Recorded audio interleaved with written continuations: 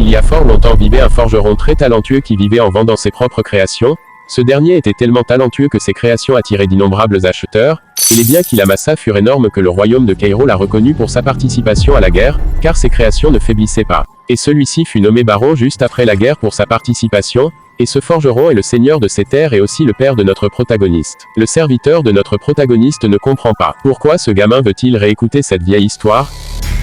Mais quelques heures plus tôt, alors comme ça il lui dit qu'il est le fils aîné de la famille Dimitri, et qu'ils vivent sur ce continent nommé Salamandre dans le royaume de Cairo, et le monde du Murim n'existe pas, c'est effectivement le cas oui, mais au fond du serviteur, celui-ci savait déjà que son seigneur n'était pas une lumière, mais de là à le sortir ce coup-là, merde, c'est peut-être l'effet de la drogue non? Il a entendu dire que la drogue rendait les gens zinzin. Est-ce que le jeune maître prendrait-il de la drogue? Ça se pourrait bien car il se comporte bizarrement depuis un certain temps. Comme il le disait, c'est le grand jour, le jour où sa fiancée va lui rendre visite, mais celui-ci lui demande de le conduire au doyen de ses terres à la place, il a besoin de savoir s'il a sa place dans ce nouveau monde. Nouveau monde? Alors que ce connard vit ici depuis qu'il est né, au fond celui-ci le savait déjà, pas étonnant qu'il se drogue puisque contrairement à ses autres frères bien qu'il soit l'aîné, le jeune maître roman Dimitri ne fait rien de ses 25 ans. Il est même connu comme le Dimitri abruti.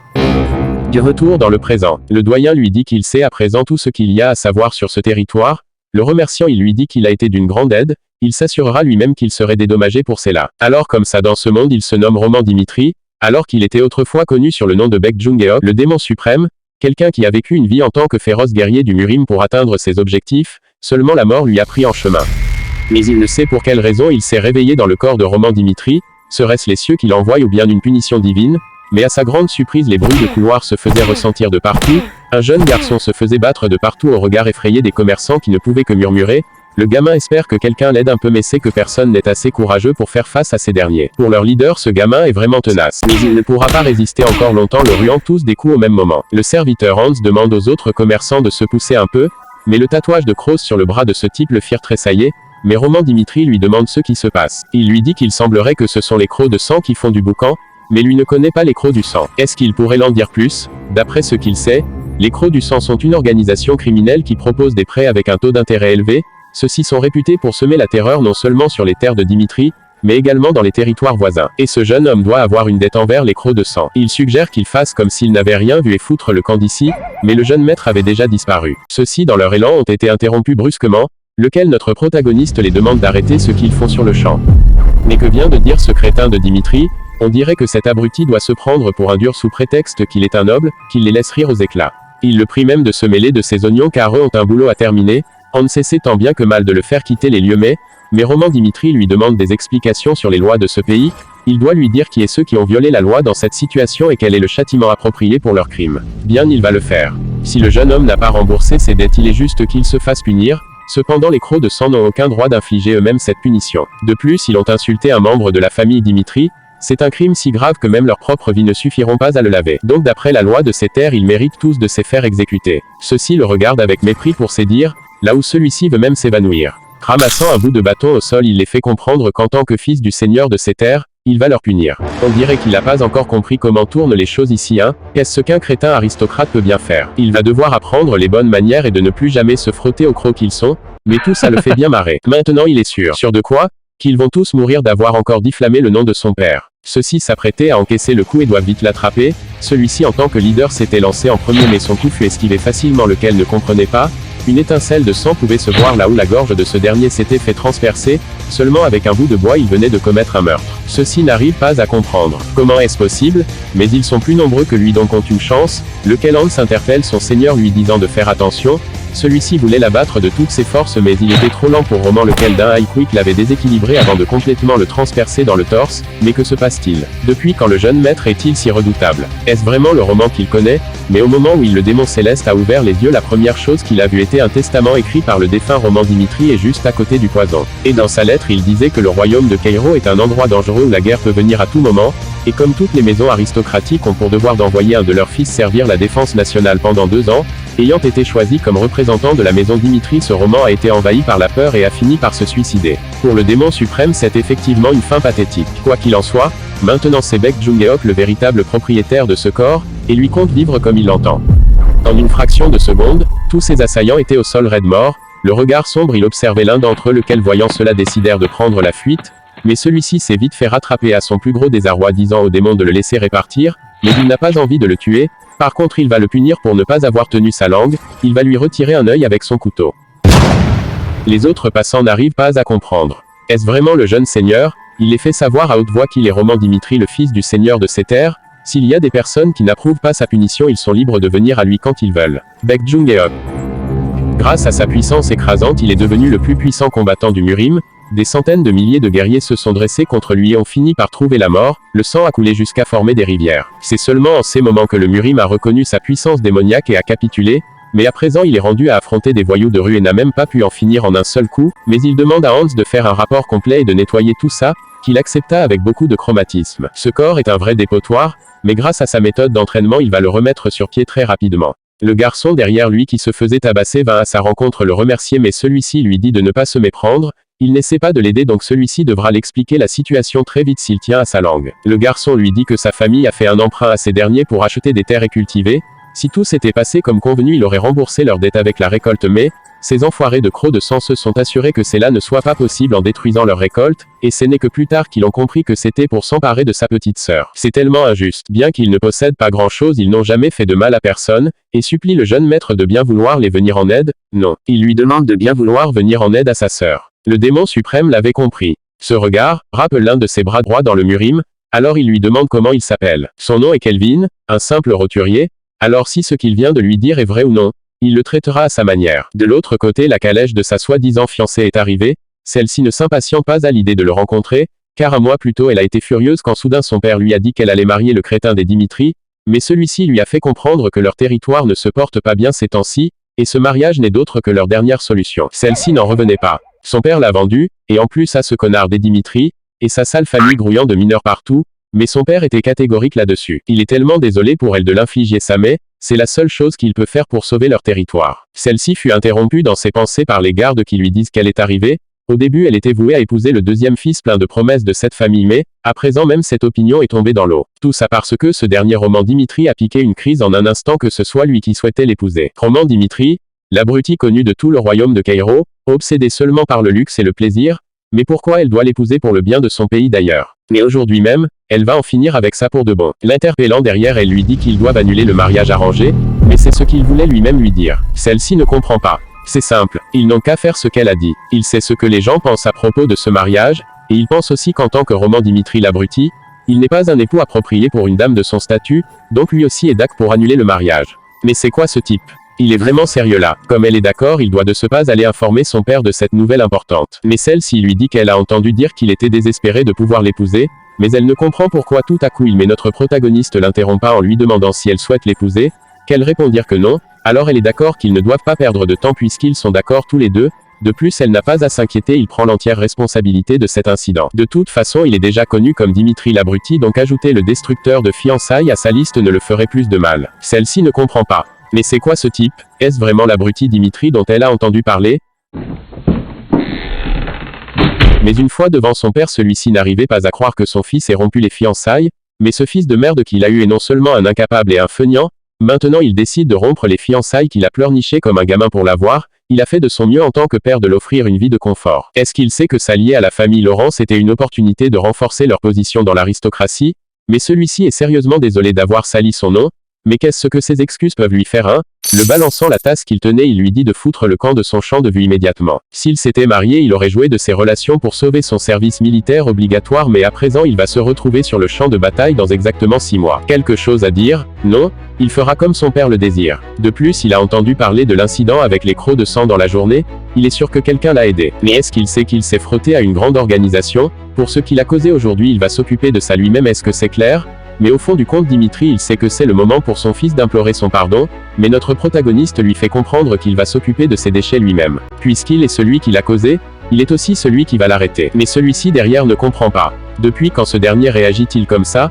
Mais sortant de la pièce, celui-ci prit une serviette dans sa veste pour ensuite se nettoyer le visage ensanglanté, mais celle-ci lui dit qu'il est fou car il ne connaît pas à qui il a affaire. Les crocs de sang sont une organisation très redoutable et ne vont sans doute pas le laisser tranquille, donc il s'attend à des représailles de leur part. Donc elle le suggère de ravaler sa fierté et de demander de l'aide à son père, mais pourquoi ferait-il ça? Mais qu'est-ce qu'il raconte ce crétin? Elle vient pourtant de l'expliquer que mais il n'en a rien à foutre de ses explications. On dirait que cette salope de Flora aime foutre son nez dans les affaires des autres, hein?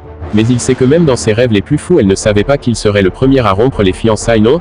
Seulement il sait qu'elle est nerveuse, qu'il ait pris la responsabilité. Cependant, c'est elle qui a parlé d'annuler le mariage dès leur première rencontre. Donc elle n'a rien à dire dans cette affaire. À présent qu'elle s'occupe de ses oignons car ils sont des étrangers à présent, lequel celle-ci est tout bonnement choquée de tel dire. C'était effectivement le plan parfait pour notre protagoniste car lui aussi ne voulait de ce mariage, donc qu'elle sache une chose, c'est leur première et dernière rencontre.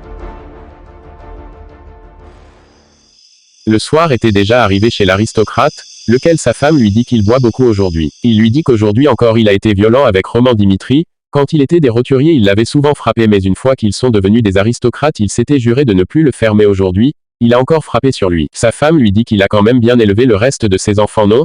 Mais comme Roman était le seul qui a souffert de l'époque où ils étaient rien, il a fait tout pour lui donner le confort que les autres ont trouvé. Mais son épouse lui dit qu'il n'a pas à être aussi dur avec lui-même, personne n'est parfait quand il s'agit d'élever des enfants. Et puis elle sait que son époux n'est pas du genre à laisser ses enfants aller dans le mauvais chemin, ils ont toujours du temps pour le mettre sur pied.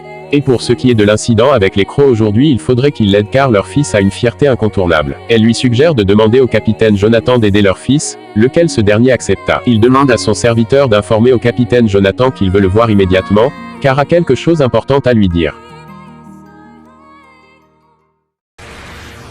Bien le bonjour la famille, j'espère que vous allez bien. Aujourd'hui nous faisons une découverte d'un nouveau manhwa plutôt intéressant de ma part, surtout, j'ai longuement hésité avant de le faire mais le voilà. En tout cas j'espère que ça vous plaira. Si la vidéo vous plaît mettez-moi un pouce en l'air et même partagez pour réunir plus de fans, sans oublier de vous abonner car cela m'aide énormément. Vous pouvez également me soutenir sur mon Patreon, je vous laisse le lien en description. Le matin notre protagoniste se balade seul dans la rue alors que Hans essaie de le persuader que c'est dangereux. Les crocs de sang pourraient à tout moment le retrouver et le faire la peau. Mais son serviteur a encore beaucoup à apprendre. Les crocs sont des abrutis qui sont partis affronter un autre groupe de bandits et les ont abattus violemment, par conséquent ont accru leur réputation à son paroxysme. L'infamie engendre la peur et la peur donne l'opportunité de faire ce qu'ils veulent. Mais tout de même, n'est-ce pas dangereux? Mais le démon suprême lui dit que ça sera plutôt dangereux pour eux de le rencontrer. Quelques minutes après dans un petit resto du coin, ils sont servis par un magnifique buffet sur leur table que Hans reste sans voix. Mais notre protagoniste lui dit qu'il va partir maintenant enquêter seul car cela pourrait être dangereux pour lui, mais c'est son devoir de rester auprès de son maître quoi qu'il arrive, même s'il doit être en danger c'est son devoir. Roman Dimitri lui demande s'il lui est loyal, qu'il répondit par une affirmation, alors si c'est le cas il ne doit pas faire des sacrifices inutiles et de simplement profiter de la journée. De toute façon il n'y va pas pour longtemps. Il ne s'attendait pas à entendre des paroles si réfléchies dans la bouche de ce dernier, mais tout de même il ne peut pas laisser les choses se terminer ainsi donc doit vite informer le capitaine. Le démon suprême dans la rue sait qu'ils vont venir à lui tôt ou tard et qu'il le surveille même, et pour les mettre la main dessus il doit se diriger dans un endroit très reculé pour pouvoir les attirer, de plus il n'y a même plus le poids lourd comme Hans dans les parages. Cette rue semble être paisible donc il est sûr qu'ils viendront, lequel les pas se faisait entendre derrière lui. Sortant leur dague il lui demande s'il est Roman Dimitri, lequel celui-ci s'avançant lui dit qu'ils sont les crocs de sang et qu'ils sont là pour se venger lequel celui-ci resta calme sans trop se déranger. Ici le capitaine se fait appeler et se demande ce qui se passe, quand soudain Hans lui dit que le jeune seigneur Roman Dimitri est en danger, mais celui-ci a besoin de plus d'informations. Il lui dit que ce dernier a provoqué les crocs de sang et ceux-ci sont à sa recherche pour probablement l'exécuter, ils doivent partir tout de suite. Mais du côté du démon suprême celui-ci avait esquivé avant de le mettre un coup de coude, celui-ci n'a pas encore eu son compte mais s'est fait désarmer rapidement lequel Dimitri le rattrapa avant de terminer le travail d'un coup à la gorge, même une réaction faciale ne pouvait être aperçue. Reculant en arrière agonisant avant de tomber raide mort sur le regard des autres abasourdis, ceux-ci n'arrivent pas à suivre. Ce type devant eux n'a rien à voir avec les informations qu'on les a données. Mais qu'est-ce qu'il attend de ces déchets? Qu'ils viennent à lui non? Il va se faire un plaisir de tous les déchiqueter comme de la merde. Du côté du chevalier celui-ci n'arrive pas à croire que Roman soit capable d'une telle chose, mais Hans lui dit qu'il n'est pas du genre à faire des blagues dans des moments pareils mais les deux gardes se regardant un peu commencèrent à rire aux éclats car le Roman Dimitri qu'ils connaissent est un loser de première. Mais il faut vraiment qu'il arrête de dire des conneries car le temps presse, mais c'est vrai que c'est un peu bizarre mais en y repensant maintenant, c'est bizarre que le Seigneur a ordonné de protéger son fils, même si c'est une vraie plaie. Mais pourquoi se balade-t-il alors qu'il est poursuivi? Mais il ordonne à tous ses hommes de préparer leurs armes dans les immédiats, car ils risquent probablement de tomber sur des têtes dures. Alors que le serviteur Hans les conduit sur les 10 lieux, tant qu'ils sont là ceux-ci n'oseraient pas le toucher. Mais c'est une chose très intrigante tout de même. Penser qu'un idiot de ce rang puisse faire une telle chose est vraiment ridicule, mais il fallait qu'il soit dans les lieux pour comprendre que le crétin Dimitri n'était plus. Bordel, ça ne faisait pas partir du plan tout ça. On les avait pourtant dit qu'il était le crétin des Dimitri non. Quoi qu'il en soit ils ne doivent pas reculer peu importe le danger avant de se lancer de plein fouet sur ce dernier qui les attendait avec impatience. Le coup de celui-ci fut esquivé là où Roman vit une ouverture avant de poignarder ce dernier dans les côtes lequel l'autre ne compte pas le laisser faire. Lui n'est pas facile comme l'autre mais son médiocre coup venait d'être esquivé sans problème avant de recevoir un coup de pied sur le plexus solaire, celui-ci en tombant n'arrive pas à y croire. Se tenant debout il lui demande si ceci était seulement au nombre de 3, mais ce dernier essaie de se défendre en disant que s'il le tue il ne sera pas tranquille mais comment peut-il dire ça alors qu'il a éliminé 2 de ses camarades. Bref il a pas de temps à perdre il va juste lui dire ce qu'il veut entendre ou sinon... Sa cuisse droite venait d'être transpercée lequel hurlait comme une anguille, maintenant il pense qu'il est assez convaincant non, il doit lui dire tout ce qu'il sait sinon seule la mort l'attend. Dans une ruelle bien tranquille, c'était la fête dans un grand marquis bien connu, tout le monde semble être en joie ici car les poches sont pleines mais à leur grande surprise, le crétin de la famille Dimitri venait de faire son entrée. Le barman lui souhaite la bienvenue comme il se doit qu'il en firent de même, ceux-ci n'arrivent pas à croire que leur cible soit toujours en vie. Celui-ci lui demande ce qu'il veut comme boisson mais notre protagoniste lui dit qu'il veut une lame de l'aube d'une vingtaine d'années, mais ce dernier lui dit qu'il ne vende pas ça ici. Est-ce qu'il veut autre chose? Mais le démon lui dit qu'il est sûr qu'il possède ce qu'il désire. Celui-ci sait que ceux qui utilisent l'aube d'une vingtaine d'années sont des bandits appartenant au croc de sang mais ce dernier est au courant alors qu'il en fait pas partie, ce qui veut dire que leur mission a échoué et ce crétin a eu vent de leurs méfaits. Prenant un couteau entre les mains il demande aux autres de vite l'attaquer mais son visage venait d'être frappé violemment lequel ceux-ci n'ont rien vu. Pour cet acte ils vont le déchiqueter comme de la merde qu'il est, seuls des bruits de coups pouvaient se faire entendre à l'intérieur du bar. Les passants voyant cela se disent qu'ils doivent appeler les gardes de ces terres immédiatement, mais ils ne pouvaient vraiment savoir ce qui se passait à l'intérieur car ceux-ci n'avaient pas conscience du danger que représentait le démon suprême. En un instant seulement, la salle avait été soumise par notre protagoniste. Mais est-ce vraiment le crétin Dimitri qu'ils connaissent? Comme tous les autres l'union fait la force mais ça, le démon voit seulement que des nuisances. Quelques minutes après le carnage le barman revient peu à peu à lui après le violent coup qu'il a reçu, mais il arrive juste à temps pour terminer interrogation d'après roman, mais celui-ci essaie de se rattraper demandant pourquoi le jeune seigneur fait-il ça, mais qu'il arrête de faire sa victime car c'est lui qui a commencé, de toute façon il a quelque chose à lui demander en urgence. À l'arrivée de celui-ci il n'arrive pas vraiment à y croire. Tous ces hommes à terre là. Est-ce vraiment l'œuvre de Roman Dimitri l'abruti? Mais l'un de ses soldats lui dit qu'il y a un survivant au 2e étage disant que le jeune seigneur est allé sur les terres Lorenz. Quoi? Mais pourquoi? Mais ce dernier un peu hésitant lui dit que la base principale des crocs de sang s'y trouve là-bas après le survivant. Mais quelle heure avant que la vérité ne sorte, celui-ci s'est fait torturer par le jeune seigneur un nombre incalculable de fois, mais même jusqu'à là il a refusé de dire quoi que ce soit mais, ce dernier l'a menacé disant qu'il tuera son fils adoré de ses propres mains très lentement. Au début il n'arrivait pas à croire qu'un noble soit aussi sadique mais au final il tenait à la vie de son enfant avant de balancer tout. Par contre dans une autre ruelle de la ville de Lorenz, ceux-ci sont tout bonnement choqués que la division entière a complètement été décimée par ce Roman Dimitri, ça veut dire que si les chevaliers de Dimitri passent à l'action ils seront tous en danger, merde. Merde, ils refusent de croire à ces conneries. Ils ne pensent pas que ce vaurien soit capable de faire une telle chose, mais intérieurement ils se disent qu'ils doivent mettre en valeur leur statut en éliminant ce Roman, mais comment une division entière a pu être éliminée par quelqu'un qui s'est fait rejeter de l'Académie royale de l'épée? Il demande à l'un de ses subordonnés la position de leur cible, que celui-ci lui dit qu'il est en route vers leur base en ce moment même. Alors comme ça un gosse ose les sous-estimer et les regarde de haut, un minable de son espèce ose attaquer leur quartier général tout seul en plus, qu'ils rassemblent leurs forces immédiatement pour écraser ce connard. Il va le tuer aujourd'hui même et accrocher son cadavre sur la place centrale, de ce faisant montrer l'infamie des crocs de sang. Un peu plus tard chez les plus hauts aristocrates de Lorenz, ceux-ci se posent beaucoup de questions sur les agissements de la famille Barco qui leur menace depuis un moment d'ailleurs, comme la rumeur dit que les Barco ont emprunté une somme colossale à la Banque d'Or pour financer leur armée, la seule chose qui vient dans leur tête est que les Barco s'apprêtent à leur faire la guerre. Le vicomte Lorenz n'en trouve même plus les mots, donc il suppose que la guerre sera inévitable maintenant. Celui-ci n'y avait pas pensé mais même le gouvernement essaie de prendre part à cette situation via Barco, à ce rythme ils finiront par tout perdre. Mais l'autre cité dit qu'ils doivent garder leur territoire à tout prix, car les Lorenz sont vivants grâce à leur sol bien fertile. Ce fut une longue discussion à l'intérieur entre les dirigeants de Lorenz, mais le vicomte Lorenz les interrompt pas brusquement, puisqu'ils sont sans merci dans le collimateur des Barco et n'avaient pas le choix mais, il a arrangé le mariage de sa fille avec le fils aîné du baron des terres Dimitri,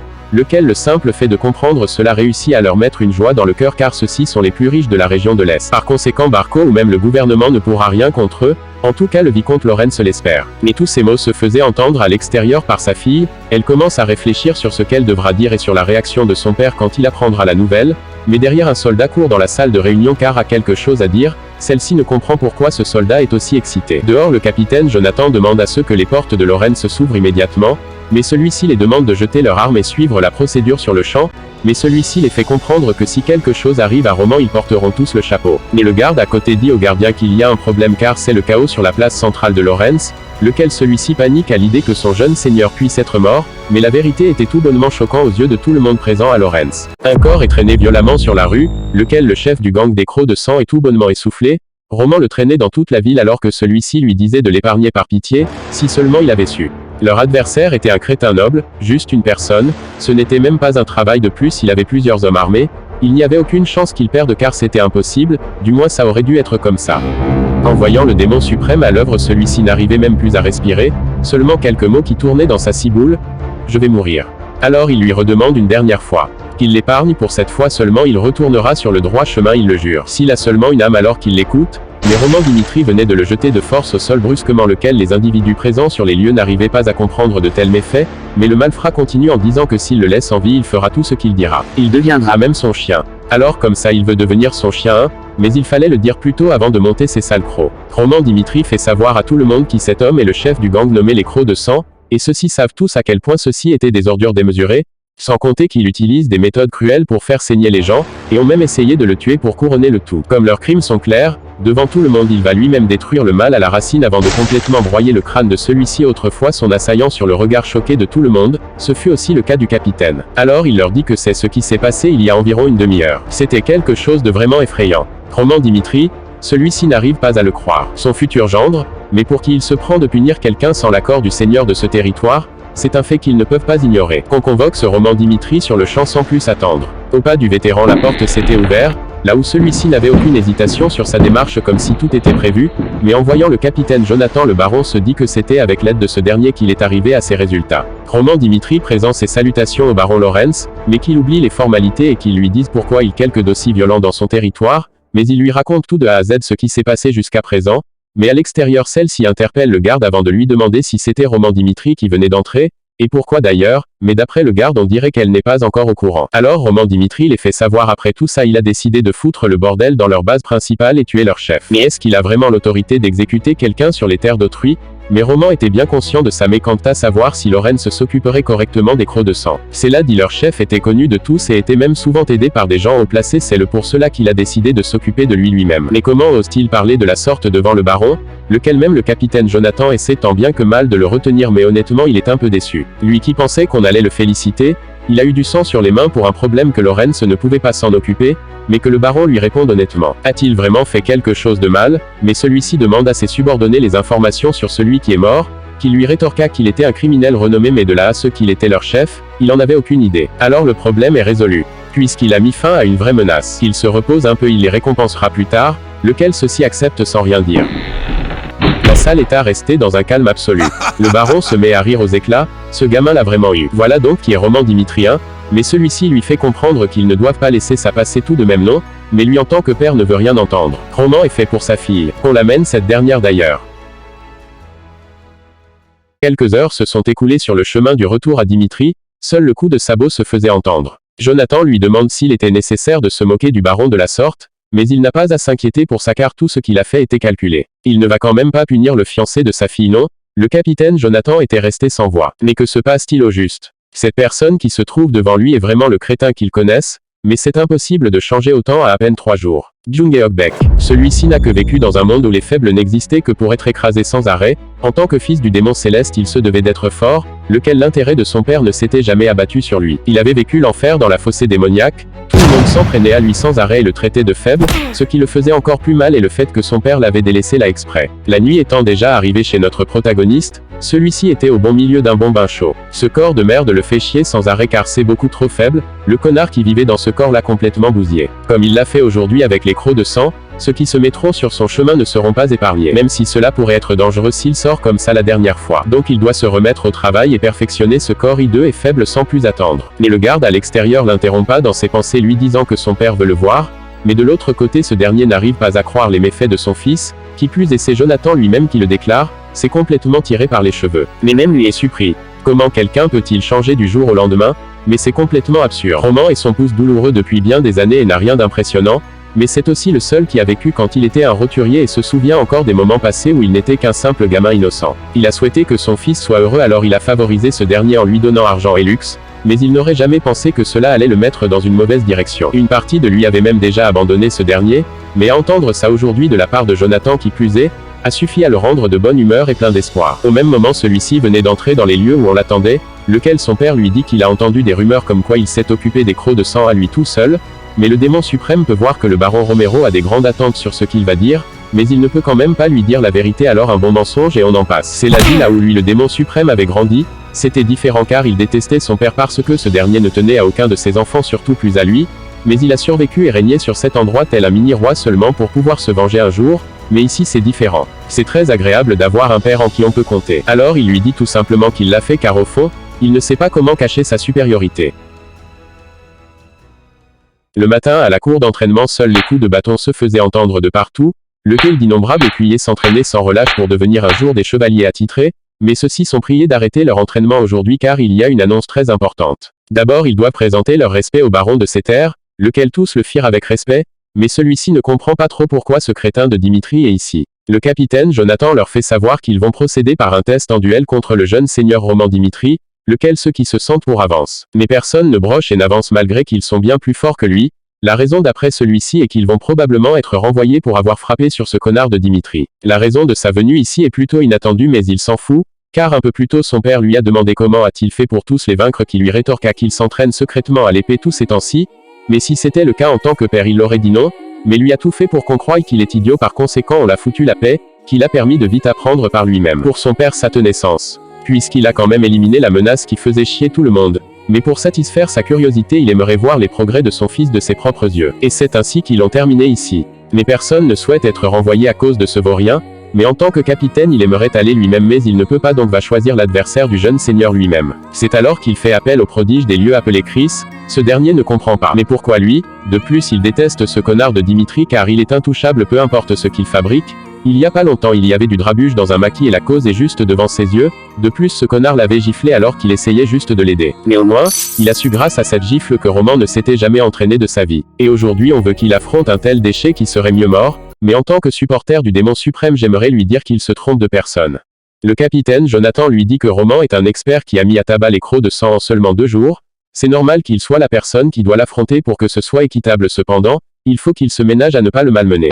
Les deux sont maintenant sur l'arène du duel, lequel les deux antagonistes se fixent sans arrêt, mais Chris a tout de même une requête avant. On lui a dit de considérer un duel comme une vraie bataille donc peu importe son adversaire il ne compte pas y aller de main morte, lequel au fond sourit car il va utiliser cette opportunité pour se venger de la gifle de la dernière fois. Le baron ne trouve pas d'inconvénient à la situation demandant à son fils s'il est d'accord, mais le sourire de celui-ci montrait qu'il approuve aussi. Celui-ci ne pouvait plus supporter sa colère. Ça l'amuse, le capitaine Jonathan les demande s'ils sont fin prêts pour le dit duel, lequel ceux-ci n'attendent que le coup du signal, la minute d'après risque de déterminer la fin du combat. Au coup de sifflet Chris s'était déplacé tel un bulldozer afin de finir d'un seul coup que Roman resta bien perplexe, mais son offensif fut paré très facilement laissant ceux-ci sans voix d'une telle performance, personne n'arrive à croire que Roman a bloqué le coup de Chris, pour lui c'est quasi impossible. Reculant en arrière pour se mettre en garde il a senti des mains de Roman Dimitri une force répulsive, d'après sa pose il en déduit qu'elle n'a aucune faille, mais tout compte fait il peut gagner.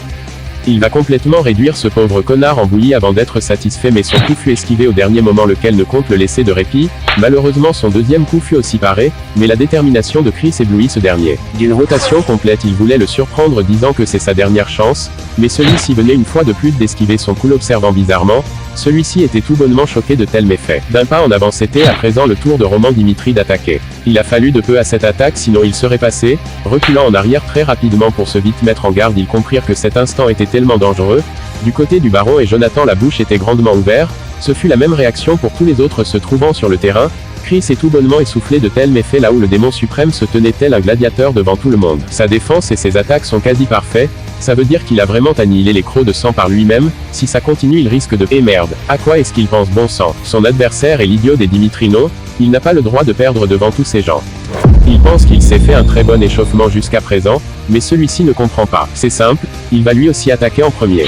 Sa réaction était derrière vu du coup qu'il para brusquement à sa surprise, bloquant le deuxième coup il n'arrive pas à croire que ce dernier soit étonnamment rapide, voulant rebrousser chemin mais Roman ne compte pas le laisser de répit lequel d'un mouvement brusque celui-ci se faisait mitrailler de partout à son plus gros désarroi mettant ainsi tout le monde dans une transe d'incompréhension, Chris lui-même n'arrive à croire qu'il se fait dominer. Mais il doit être patient et attendre une opportunité mais le coup de ce dernier s'apprêtait à tomber lequel s'est fait déséquilibrer brusquement sans comprendre. Merde il devrait reculer avant qu'il ne l'attaque, mais l'attaque de ce dernier pourtant crétin n'était pas à prendre à la légère là où Chris comprirent que son assaillant s'apprête à faire un énorme mouvement exposant son torse. C'est le moment ou jamais de riposter se dit-il mais à son plus gros désarroi, ce mouvement fait par Roman était un leurre bien planifié, Chris comprirent qu'il avait fait exprès de le leurrer vu son sourire sadique, C'est vraiment une situation étrange, il va perdre face à un vaurien tel que Roman, lui, il va perdre. Activant son aura pour lui, c'est impossible qu'il perde face à un tel déchet. Le capitaine Jonathan lui hurle d'arrêter et vite, mais il s'en fout royalement de ses dires. Grâce à son attaque nommée aura d'étoiles, il compte en finir avec ce déchet une fois pour toutes, là où Roman resta ébahi de tels méfaits. L'attaque était tout bonnement incroyable, ravageant tout au passage, laissant tout le monde présent sur le lieu sans voix,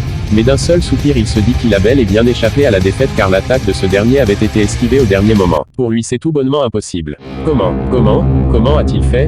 Mais sans même qu'il s'en rende compte, il avait perdu l'équilibre au regard choqué du baron, du capitaine et des autres. Chris était tombé raide évanoui sur la victoire écrasante du vétéran.